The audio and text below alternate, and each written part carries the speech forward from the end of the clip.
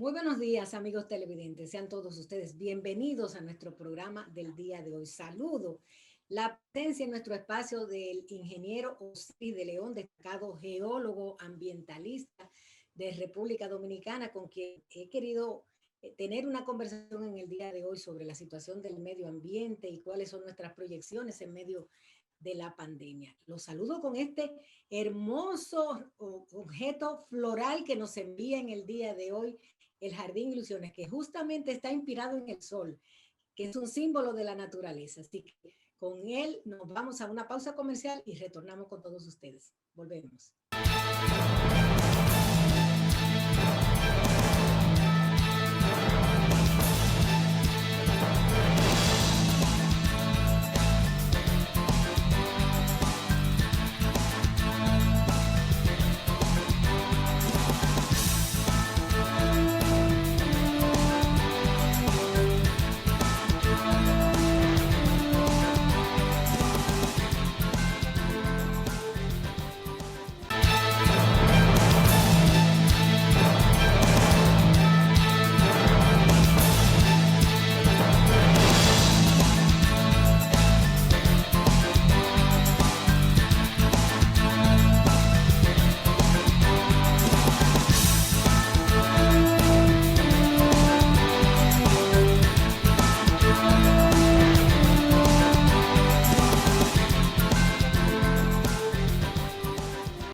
Bien, nos acompaña en el día de hoy el ingeniero Osiris de León, destacado geólogo y ambientalista de República Dominicana. Vamos a pasar balance sobre cómo está la madre naturaleza en el país y en el mundo. Osiris, se acaban de cumplir 5 meses de la administración del licenciado Luis Abinader y quisiera que evaluáramos lo que ha pasado en materia de protección al medio ambiente y naturaleza en República Dominicana. Mira, Dania, se han estado tomando medidas importantes para proteger el medio ambiente por parte del Ministerio de Medio Ambiente y Recursos Naturales. Lo hemos visto con el tema de Valle Nuevo, que se ha estado conversando con los agricultores, porque tú sabes que eso es un área protegida, y en virtud del texto de la ley de áreas protegidas 20204, allí no debe haber una actividad agrícola intensiva y extensiva, como lo ha habido, y se están dando pasos firmes para lograr que los campesinos que todavía no han salido, pues en un momento determinado, en el más corto plazo posible, puedan salir. Creo que se está conversando también con los campesinos de los haitíes a los fines de que también salgan, porque en ambos casos hay resoluciones del año 2016 que manda a desalojar toda la actividad agrícola. Viste algo muy reciente que ha pasado en la presente semana en la zona de El Pino, entre Bonao y La Vega, donde se había otorgado un permiso cerca del cauce del río Hagüey, frente al Hospital Traumatológico Juan Bosch, y el ministerio entendió que el permiso no procedía por el tipo de desmonte que allí se materializó y en consecuencia el encargado fue suspendido y la persona responsable del desmonte está siendo sometida a la acción de la justicia. Son señales importantes para una sociedad que quiere ver que se proteja el medio ambiente. Y en la medida en que se va caminando en esa dirección, en esa medida la población va apoyando las medidas que adopte el Ministerio de Medio Ambiente y Recursos Naturales. Quizás falta acentuar un poquito el tema del vertedero de Duquesa, porque tú sabes que hay una disposición del Tribunal Superior Administrativo que delegó en el Ministerio de Medio Ambiente, en el Ministerio de Salud Pública y en la Alcaldía de Santo Domingo Norte lo que es la solución ambiental al problema del vertedero de Duquesa. Y como ya el vertedero de Duquesa 2 semanas atrás comenzó a dar señales de nuevo de incendios, creo que es el momento oportuno para que el ministerio, que es la institución de mayor jerarquía en materia de medio ambiente, pues asuma el tema y ayude a resolver de forma definitiva el tema del vertedero, buscando un nuevo emplazamiento, convirtiéndolo en una estación de reciclaje, y lo poco que no pueda reciclar, un 10, un 15, un 20%, entonces ya disponerlo en forma de relleno sanitario. Pero resolver ya un problema viejo que tiene prácticamente 3 décadas y que ha mortificado mucho a la gente de Santo Domingo Norte, pero que cuando se incendia afecta a todo el Gran Santo Domingo. Osiris, hablabas de permisos ambientales. Hay un tema con una presa de Montecristi que ha sido paralizada su construcción porque no tenía los permisos ambientales previos. ¿Qué información tienes sobre este tema? Mira, ese es el tema de la presa de la Boca de los Ríos. Esa es la confluencia entre el río Guayubín y el río Yaguajal, que está precisamente en la zona de Santiago Rodríguez, en Sabaneta. Y luce que en este caso la institución que tiene a su cargo la ejecución de la obra, que es la EGI, Empresa Generadora Hidroeléctrica Dominicana, todavía no había agotado todo el trámite de permisología.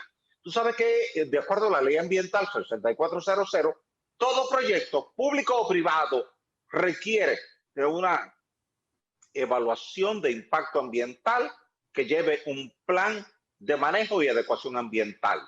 Y entonces todo eso pasa por los departamentos correspondientes. Se estudia el suelo, se estudia la flora, se estudia la fauna, se estudia las aguas, se determina la línea base y a partir de ahí entonces el ministerio te otorga una licencia ambiental con determinados condicionamientos.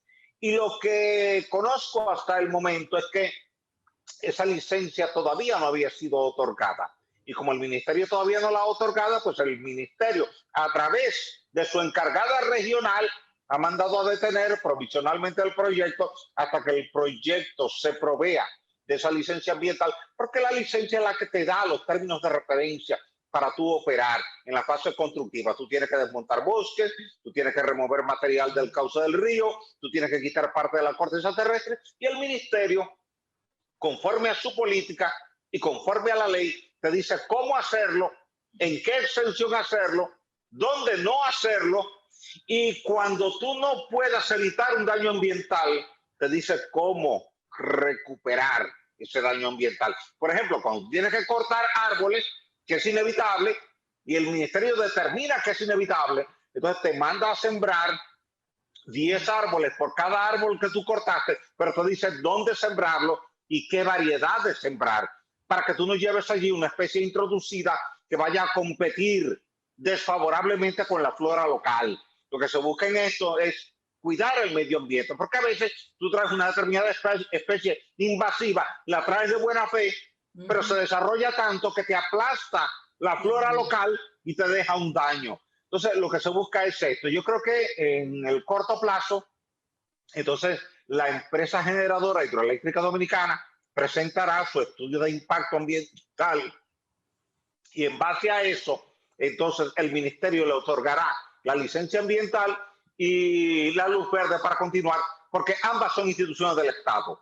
La EGIT es una institución estatal y el Ministerio de Medio Ambiente también es una institución estatal. Sí. Sobre el tema de las presas, me interesa que tú nos des una panorámica general de la necesidad que tiene el país de construir nuevas presas, no solo estas, sino muchas más.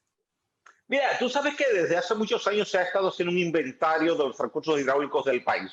Cuáles son los de gran caudal, los de mediano caudal y los de reducido caudal. Y se ha estado haciendo un balance en función de la pluviometría regional. No es lo mismo Bonao, donde te caen 3.000, 3.500 milímetros de lluvia, que Sabaneta, Santiago Rodríguez, donde te caen 550, 600 milímetros de lluvia por cada metro cuadrado. Entonces, hay una necesidad regional en dos regiones importantes. La línea noroeste, que va desde Navarrete hasta Montecristi y Dajabón, y la región suroeste, que va desde Baní hasta Pedernales por un lado y hasta Bánica y Pedro Santana por el lado de San Juan de la Baguana. Entonces, ahí es donde se han concentrado las prioridades de presa, porque cuando hay sequías, son las zonas más golpeadas. La línea noroeste está caracterizada por ser una zona de baja pluviometría. Pero ahí tú tienes a Sabaneta, que es el tema de referencia al que tú haces ahora con la presa. Es la zona de mayor producción de leche del país. Pero cuando la sequía viene, golpea la ganadería y ellos se quedan sin producción, que es su sustento básico. Entonces, ¿qué quieren ellos? Que se construya una presa que les garantice agua, no solamente cuando esté lloviendo el poquito de lluvia que cae, sino que cuando viene larga sequía, como la del 2015 o como la del pasado año, 2020 en su primer tramo, y la del 2019, que entonces desde la presa puedan tener agua. Entonces tú tienes ahí esa presa que está en proyecto, están en proyecto dos presas en el río Artibonito, el corte 1 y el corte 2, está en proyecto la presa de Joca y está también en proyecto la presa de Amina, en esa zona que está, digamos, al oeste de San José de las Matas hacia Monción. Entonces, ¿qué ocurre? Que en la medida en que tú puedas conseguir financiamiento de baja tasa de interés, tú puedes entonces desarrollar esos proyectos, pero soy partidario, así lo he dicho muchas veces, y reitero ese planteamiento, de que a cada proyecto ambiental o no ambiental que tú le colocas recursos de financiamiento, pongas el proyecto a repagar ese financiamiento. Que si tú haces una presa que te cuesta 200 millones de dólares o 300 millones de dólares, que los beneficios que produzca esa presa en agua para acueductos, agua para canales de riego y energía eléctrica, tú los especialices para pagar ese préstamo, para que no se le vayan acumulando grandes deudas al país. Si cada proyecto específico que desarrollamos en el país con financiamiento, ponemos el proyecto a generar los recursos de su repago, entonces nuestra deuda puede irse poniendo bajita y podemos seguir optando por otros préstamos para programas de desarrollo en diferentes partes del país. Vamos a una pausa con esta entrevista tan interesante del ingeniero Osiris de León. No se vayan.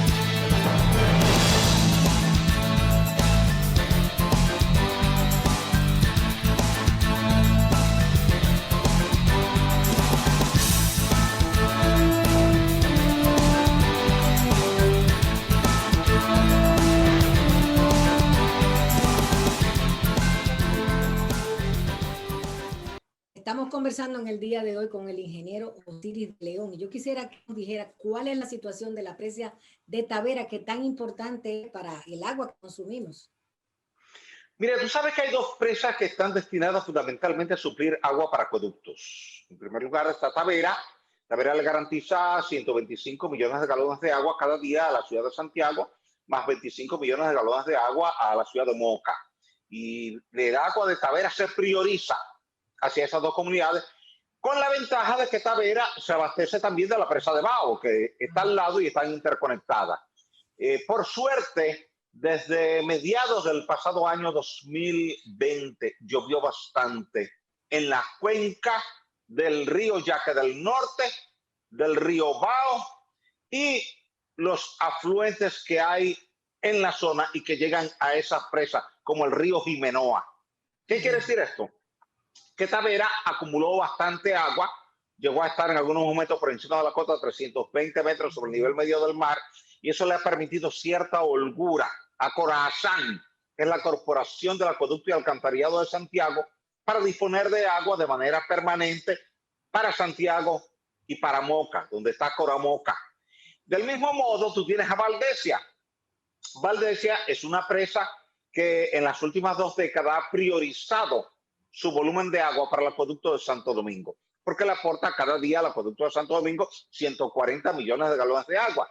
Y como llovió mucho en la cuenca del río Nizao, que es donde está la presa de Valdesia, entonces Valdesia se mantuvo siempre por encima de la cota 140 metros sobre el nivel medio del mar, cuando su cota máxima operacional es la cota 150. Eso le ha permitido entonces a la CAS mantenerse con holgura. La CAS, que es la Corporación del Acueducto y Alcantarillado de Santo Domingo, y que la tercera parte de toda el agua que distribuye le llega cada día desde la presa de Valdesia, pues siempre está muy pendiente a los caudales en Valdesia, porque Valdesia tiene la ventaja de que aguas arriba tiene la presa de Higüey y la presa de Aguacate.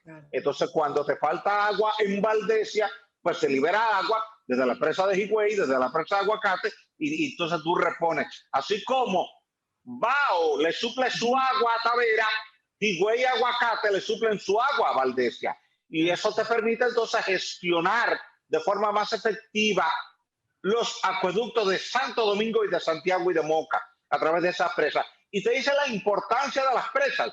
Si tú no tuvieras la presa de Valdesia, tendrías graves problemas de suministro de agua en Santo Domingo. Y si no tuvieras las presas de Tavera y Bao, tendrías graves problemas de suministro de agua para Santiago y Moca. Por eso es que se ha planteado que dentro de ese programa de presas, donde hay unas 10 presas en carpeta, se prioricen recursos públicos e inclusive en algunos momentos recursos privados, porque es posible, el gobierno está planteando una alianza público-privada donde el sector privado pueda participar en proyectos públicos de forma tal que ayude a gerenciar los beneficios que generen esos proyectos y a repagar la inversión hecha en esos proyectos. Y creo que lo hemos discutido otras veces tú y yo en este programa, que no hay inversión pública que tenga una tasa interna de retorno más alta que la de las presas.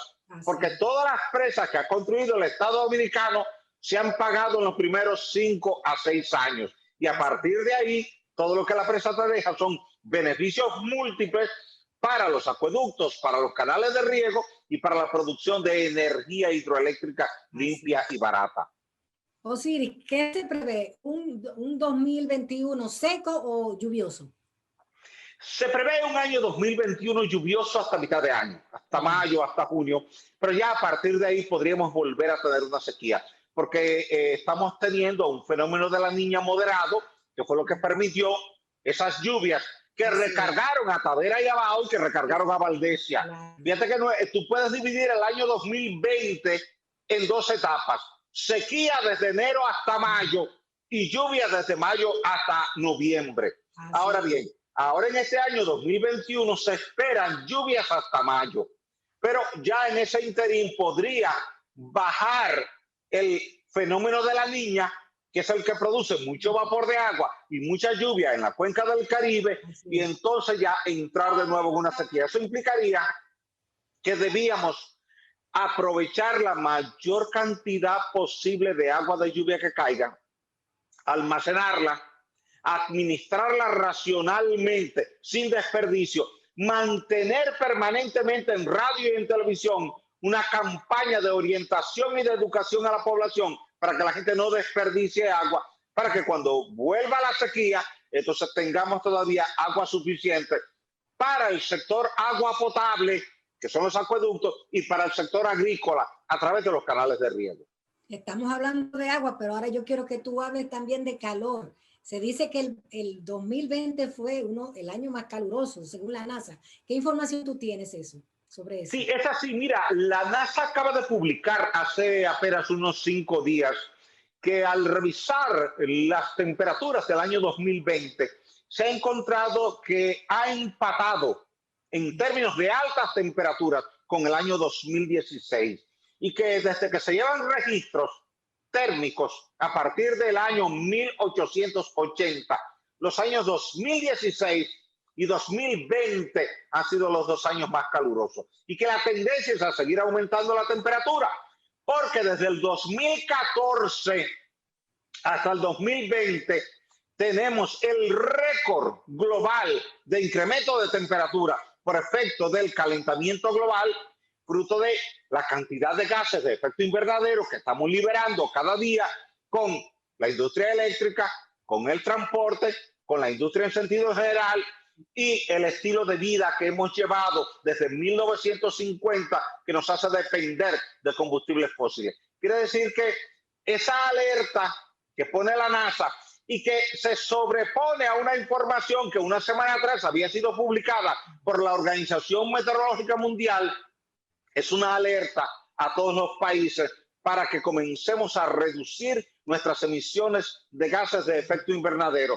Y eso se solapa con la toma de posesión de Joe Biden, quien ha dicho que su primera medida como gobierno es ratificar de nuevo el Acuerdo de París, porque Donald Trump había renunciado a continuar dentro del Acuerdo de París y eso había debilitado la cohesión interna entre los países que estaban luchando con el tema del cambio climático. Quiere decir que ahora hay una buena señal, porque de nuevo Estados Unidos entra al escenario con el tema del cambio climático, aporta recursos, aporta tecnología, pero sobre todo aporta el respaldo filosófico que se necesita a lo interno de todo lo que es el IPCC, que es el panel intergubernamental para el cambio climático, que es el brazo científico en materia de cambio climático de la Organización de las Naciones Unidas y que vela por la reducción de la emisión de gases de efecto invernadero.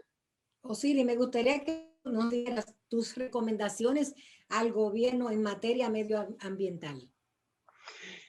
Te diría que hay que tener más vigilancia con la extracción de agregados de ríos, no hacerlo en los cauces, sino en las terrazas, distanciados 150, 200, 250 metros.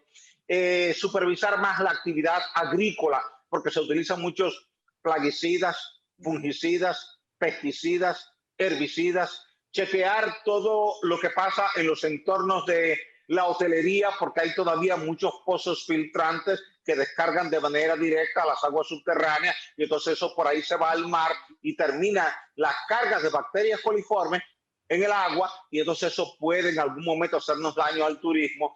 Supervisar más las granjas de pollo y de cerdo que tenemos en Moca y tenemos en Licey, porque allí hay muchas descargas de aguas cloacales de esas granjas que se van directamente a los cauces de los arroyos y de los ríos y hay una alta carga de contaminación. Creo que la primera tarea que debemos asumir, más que como gobierno, como país, toda la sociedad, gobierno, sector privado, sociedad civil, las iglesias, clubes de rotarios, clubes de leones, todo el mundo es velar por la reducción del alto nivel de contaminación que llega a las aguas superficiales y subterráneas. Si logramos resolver ese problema, habremos alcanzado nuestra principal meta en materia de medio ambiente, porque el principal problema ambiental en la República Dominicana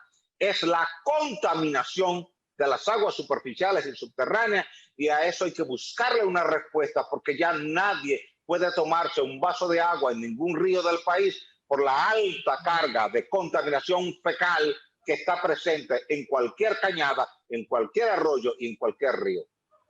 Osiris, hemos visto un incremento de la actividad telúrica, muchos movimientos de terremotos en distintos puntos de la tierra, Indonesia, Guatemala, Argentina, en Puerto Rico tiembla la tierra casi todos los días.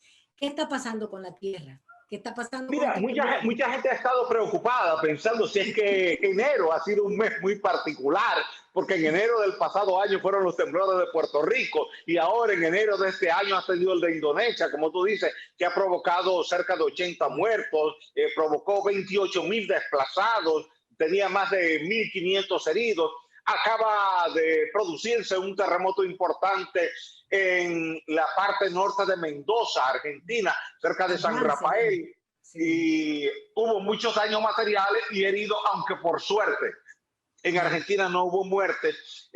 Tuvimos uno ahí en la zona de El Salvador, pero en la parte del Pacífico. Y aquí hemos tenido algunos pequeños temblores, pero realmente no hay una vinculación con el mes. Lo que hay es una coincidencia con el mes, pero la actividad sísmica está presente cada día en el planeta Tierra y lo que tenemos que hacer es diseñar y construir con un criterio de sismo resistencia para que el día que venga una fuerte sacudida sísmica, nuestras estructuras resistan y no haya ni muertos ni heridos. Bien, pues vamos a agradecer al ingeniero Osiris de León por esta interesante entrevista en nuestro programa. Desearle mucho éxito en este año. Gracias, Dani, y gracias a todo el pueblo dominicano. Cómo no. A ustedes agradecerles que hayan estado compartiendo con nosotros y esperarlo la próxima semana. Hasta entonces.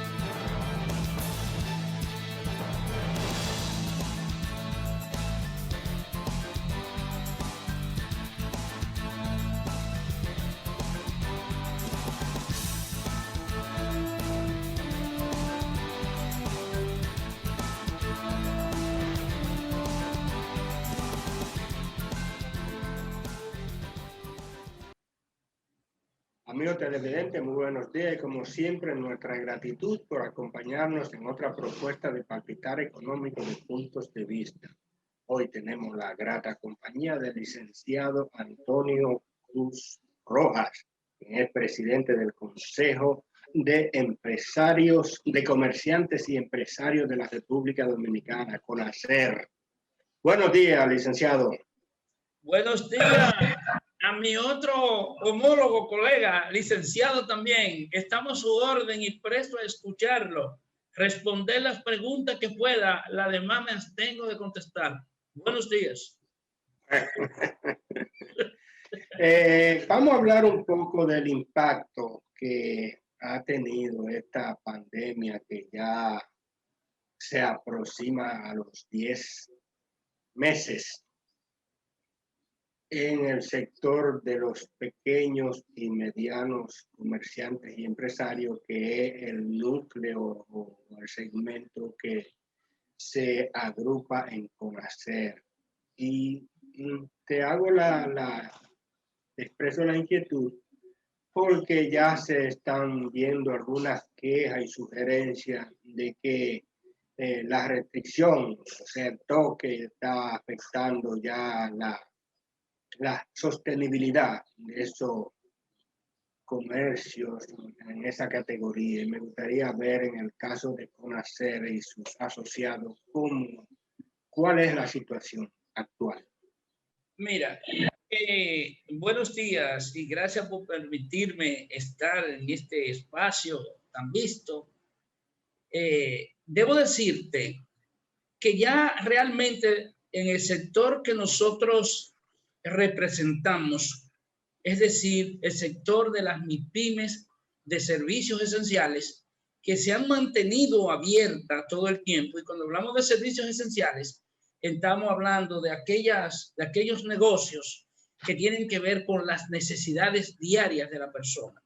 Una persona tiene que comer todos los días, tiene que echar combustible todos los días, tiene que tomar agua todos los días, tiene que utilizar energía eléctrica todos los días, y así sucesivamente. Por eso los colmados, los minimarques, los almacenes, la surtidora y otros establecimientos comerciales que son de servicios esenciales, como son los productores de agua, los productores de energía eléctrica y otros factores. También el sector del área de la medicina, las clínicas, se han mantenido abiertas porque son todas MIPYMES de servicios esenciales. El sector más golpeado en el momento actual han sido aquellas MIPYMES que están representadas por colmados, que no están en el programa de la tarjeta Solidaridad, es decir, que no tienen Verifone. Por ejemplo, del universo de colmados, minimarket y surtidora que existen en el mercado nacional, que tienen el Verifone de la tarjeta Comer Primero, que es la tarjeta que pasan los tarjetavientes en cada uno de los negocios para realizar compras, que tenían o tienen una tarjeta de 825 pesos, que eso lo compran en esos colmados, que tienen el Verifone a través del programa Comer Primero y de lo que es el Gabinete de Solidaridad del Estado. Entonces, en ese sentido, nosotros tenemos en este momento alrededor de un 10% de negocios que han quebrado, sobre todo colmados. ¿Por qué han quebrado esos colmados? Y eso está distribuido, que da menos de quizá un 0.5% por provincia, porque nosotros estamos en las 32 provincias del país y tenemos unos 14.365 socios. Eso se ha generado porque hay muchos negocios que tenían fuertes ventas de bebidas y eso le daba como consecuencia que equilibraban con el asunto de la comida. El hecho de los toques de queda, que se ha estado cerrando a las 5 de la tarde, después se cerraba a las 7 de la noche, esos cambios que se han ido realizando y que se ha impedido el hecho de que se pueda vender bebidas alcohólicas y que los clientes jugaran dominó en esos negocios, eso ha generado quiebra de muchos negocios, porque su principal venta de producto era la bebida alcohólica. pero no es porque ellos eligieron vender bebidas alcohólicas, es una decisión del consumidor. ¿Perdón? Muchos, ¿cuántos son muchos? Cuando te refieres a que muchos, te refieres a que muchos sí, venden un número específico, más o menos, si lo tiene. Que venden de quiebra. Yo acabo de decirte que alrededor de un 10% han quebrado, que han quitado su negocio. ¿Un 10% de los 14.000 o del cuánto? No, del universo. Del universo. Del universo. El universo son unos 80 y pico de mil de negocios del universo. Eso es más o menos lo que han quebrado por el problema de la dificultad que el negocio le ha caído solamente en venta de comida. No tenían tanta efectividad en manejo de costo, de comprar cantidades. Su mayor compra era cerveza, bebidas alcohólicas, y todo eso le permitía tener una mejor venta, porque también el margen de beneficio es mayor y menos sacrificante en materia de consumo. Entonces, en ese sentido, eso se ha producido por eso, porque aparte de eso, ese sector no ha cerrado, ha seguido trabajando con el delivery, ha seguido con la misma carga económica del pago de los alquileres, el pago de energía eléctrica, que tú oyes el grito de la gente de que no sé si se ha regulado ya, o pienso que sí, porque ya la gente no está diciendo que le están facturando más en materia de la energía. Sí, y hay gente que tenían el negocio cerrado y que le estaban cobrando una alta facturación eléctrica independientemente de que no estaban moviendo todos los equipos que tenían dentro del negocio. O sea, todo eso ha sido un factor que nos ha afectado. Pero aparte de eso, esas MIPYME no recibieron el apoyo del Estado de que sus empleados estuvieran en ninguno de los fases, ni quédate en casa, ni fase 1, ni fase 2, ni nada de eso hemos podido obtener.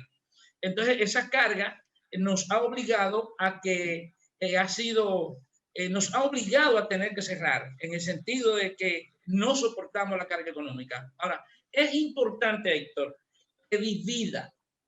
No estamos diciendo que todos los negocios han tenido el mismo efecto, porque los negocios, sobre todo en el área del sector de los colmados, tú tienes un colmado que está trabajando con el Verifone, que es del programa Comer el Primero, y tú tienes un colmado que no ha tenido acceso a eso. Entonces, ¿qué pasa? Los colmados que también han recibido esa avalancha de compra son también aquellos colmados de aquellos comerciantes, de aquellos consumidores que también le aumentaron la tarjeta en diciembre, que el gobierno aumentó los programas en el momento de la pandemia y todo eso se pudo lograr. Pero el que no tiene eso no ha logrado nada. Simplemente ha tenido que seguir trabajando a mano pelada y eso está dando ahora los resultados. Hay algo que a mí me gustaría tocar y es que yo veo con muy buenos ojos la idea y la propuesta que ha hecho el presidente de la República de que del programa la canasta segura que ha anunciado a través de INESPRE, la dirección de INESPRE. Eso está bien, no es malo. Lo único que yo entiendo es que no está direccionado como debía, porque eso no resuelve el problema. Eso resuelve el problema a una minoría de la población, pero no a la mayoría, porque se están desnaturalizando los canales reales. ¿Cuáles son los canales reales? Los colmados, los minimarcos, los almacenes, los surtidores, que están ahí en todas las épocas. Esto es un problema coyuntural porque hay una mayor demanda con un menor consumo un mayor consumo con una menor oferta, y eso dispara los precios porque intervienen nuevos intermediarios que se convierten en costo a llegar al consumidor final. Pero es una competencia desleal frente a un sector que trabaja 18 horas diarias, que no tiene vacaciones, que la tarjeta de crédito de ese consumidor, muchas veces ese mismo consumidor le va a comprar ese camioncito de INESPRE en el momento que tiene dinero para ahorita ir a cogerle fiado al colmado.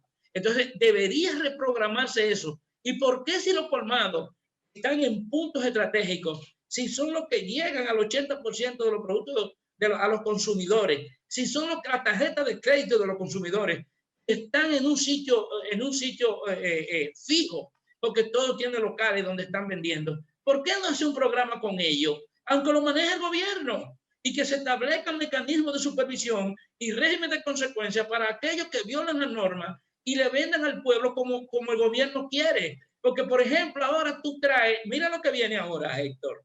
Adiós, el INESPRE vendiendo productos subsidiados, un plátano comprado quizás sin intermediario, el gobierno subsidiando a los productores para vender el producto a los consumidores. Entonces el consumidor quiere comprar un plátano en el colmado, como se lo vende INESPRE. INESPRE se lo está vendiendo subsidiado con dinero del pago de los impuestos. Entonces eso es una competencia desleal. Entonces yo le hago un llamado a todos los dirigentes del comercio, que si ellos se sienten respetuosos y entienden que defienden y deben defender una base, que unifiquemos criterios, le preparemos un proyecto al gobierno para que hagamos una alianza público-privada donde se una el sector de los productores con el sector de la cadena de distribución. Si nosotros manejamos más del 80% de los productos de consumo masivo en el mercado nacional, ¿por qué el gobierno no se enfoca por ahí? ¿Por qué el gobierno, si sabe que los negocios están ahí, no hacemos un programa que incluso incluya lo que es la formalización de esos negocios para que nosotros vendamos los productos como el gobierno quiere? Porque hay una cosa, ese sector ha sido olvidado toda la vida y la mayoría de los dirigentes no hablan como yo estoy hablando, porque la mayoría buscan prebendas personales y no defienden su propio sector. Y eso es lo que nosotros hacemos, defender nuestro sector. Y tengo que decirte, para cerrar esta vamos a hacer una breve pausa comercial porque ya... Quería cerrarte diciéndote, el ministro de Agricultura tiene una propuesta de CONACER, de alianza público-privada, para que protejamos los productores y protejamos los distribuidores, que son los colmados a nivel nacional, y entonces que al final salga beneficiado el consumidor final. Ok, vamos a hacer una breve pausa comercial y al regreso pudiéramos incluso hablar de qué es lo que dice esa propuesta que hicieron ustedes al Ministerio de Agricultura. Volvemos. Claro que te lo vamos a decir, como tú quieras. Si quieres te la mando por correo para que la publique.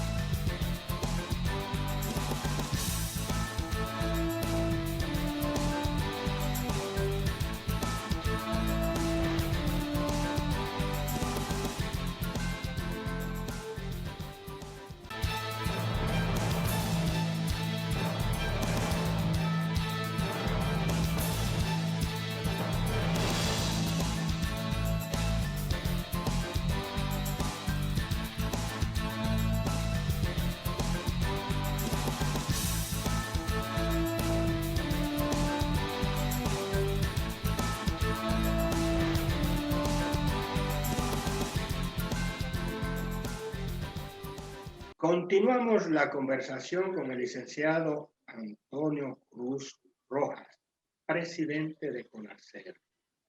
Tú señalabas en el segmento anterior, incluso después de la queja y crítica por esta iniciativa que ha tomado el gobierno a través de INESPRE y Agricultura, que entiende que es una competencia desleal para los pequeños comerciantes, esos que están enclavados en los barrios populares y en otras áreas que pudieran ser hasta rurales, no necesariamente urbanas.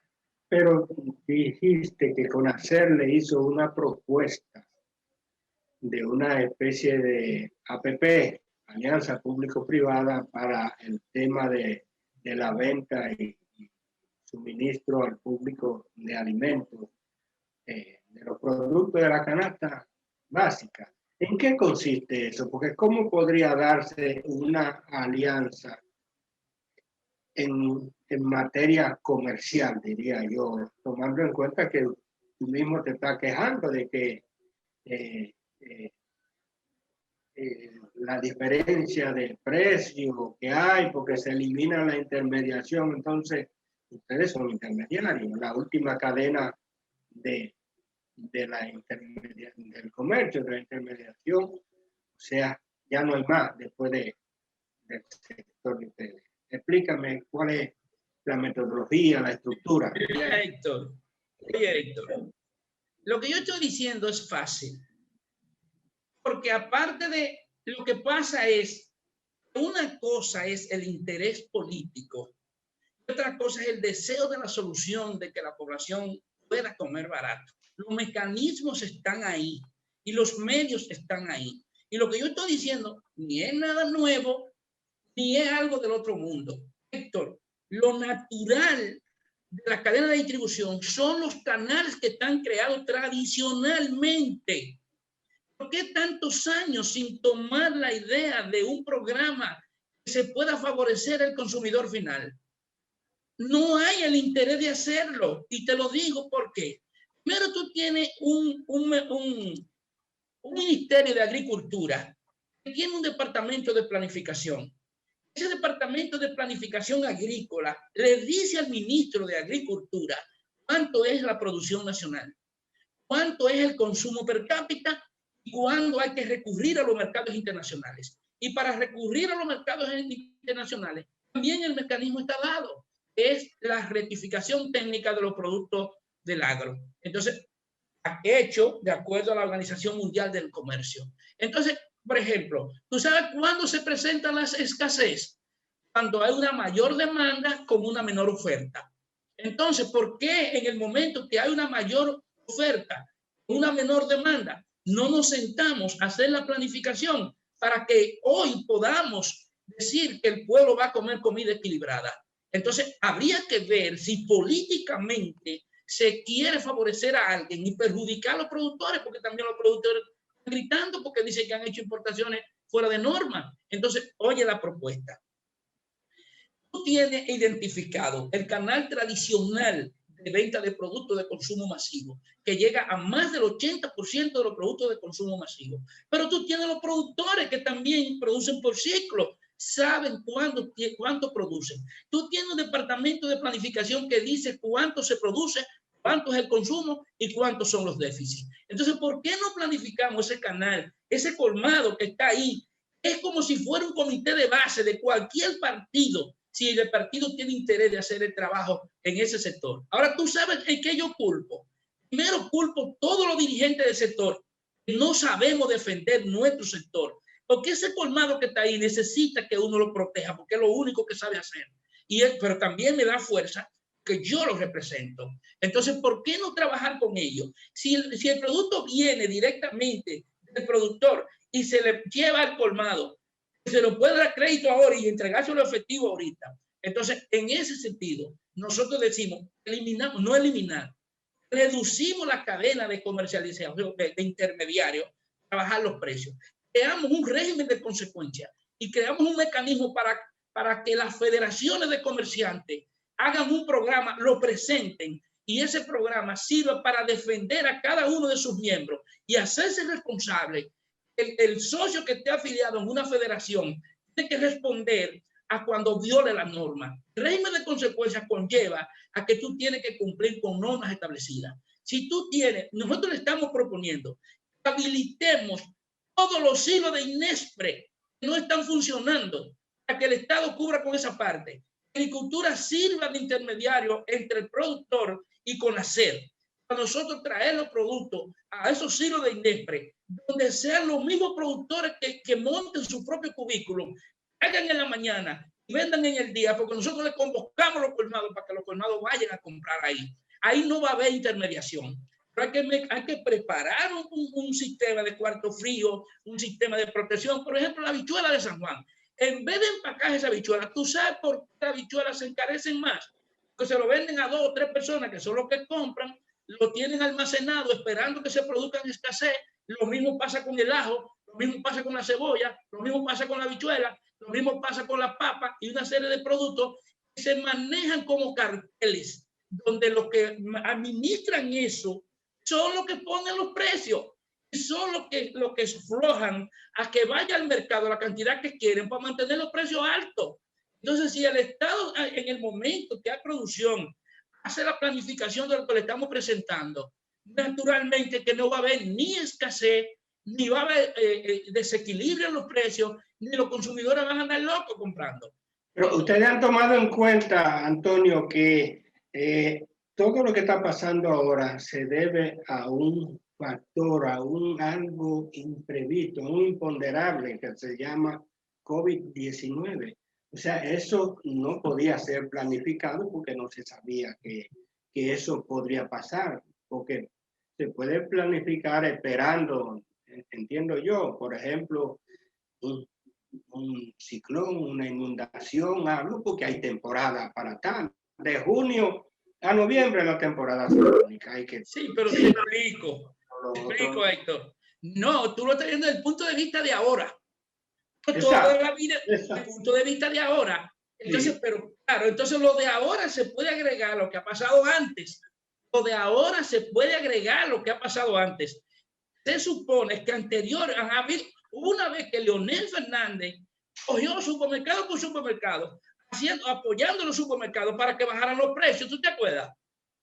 Entonces, no es ahora que eso ha sucedido. Otra cosa, hay fenómenos que van a determinar por qué en un momento, ahora mismo, la pandemia ha metido mucha gente a la casa, mucha gente se ha quedado en su casa, el consumo es mayor ahora mismo que antes, porque la gente quizás, pero ¿qué pasa? En la medida que la gente sale viendo a la calle, los chiriperos también reciben menos, eso por ese lado. Pero por el otro lado, si tú me dices a mí que lo que está pasando ahora ha sido única vez en la historia que está la pandemia, muy bien. Puedes decir, bueno, hubo un momento de que los precios se dispararon, los costos están altos, que quizá hubo una mala planificación de las autoridades que salieron, pero de ahora la heredaron. Pero también hay fenómenos sobrenaturales que hacen que eso suceda. Y tú vas a decir, bueno, fue por el ciclón.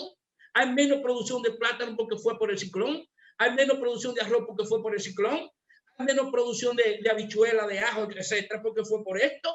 Entonces, tienes que entender eso. No hay interés de hacer una planificación. Porque si tú tienes cuánto es el consumo per cápita, cuánto es la producción, eso te determina aquí cuánto es la necesidad que tú tienes que importar, porque tú tienes ahí los productores de papa ahora que están dando el pecado y los cebolleros, digo, porque dieron más cebolla que la que debían. Eso es una mala planificación. Entonces, ¿qué te dice eso a ti? No hay un interés político de hacerlo. Entonces, si tenemos ahora más cebolla que gente que consuma, vamos a planificar el ejemplo de la cebolla a futuro. Tenemos menos plátano, vamos a programar el programa de consumo de plátano a futuro.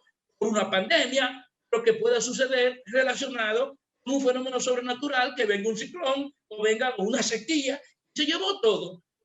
Hay mecanismos para hacer eso, lo que no hay voluntad, y hay dos caminos que deben juntarse.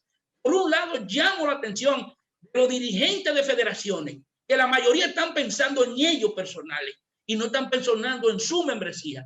Conacer, www.conacer.org, la página nuestra, que vea nuestra membresía y me vea a mí ahí dando talleres en las 32 provincias con una membresía que tenemos. Pero todo el mundo no tiene ni esa capacidad ni esa visión para hacerlo. Bueno, Antonio. Aparte de eso, no queremos pagar impuestos. No queremos pagar impuestos. Bueno, Antonio, gracias por aceptar nuestra invitación. Hemos llegado al final que teníamos para esta sesión. Cuidado si te metí en rojo, yo. Bueno, no, te metiste tú con tu clase. No, yo tengo que decir la verdad. Bueno, gracias de nuevo, y a ustedes, amigos televidentes, como siempre, la cita para el próximo domingo en otros puntos de vista. Hasta entonces.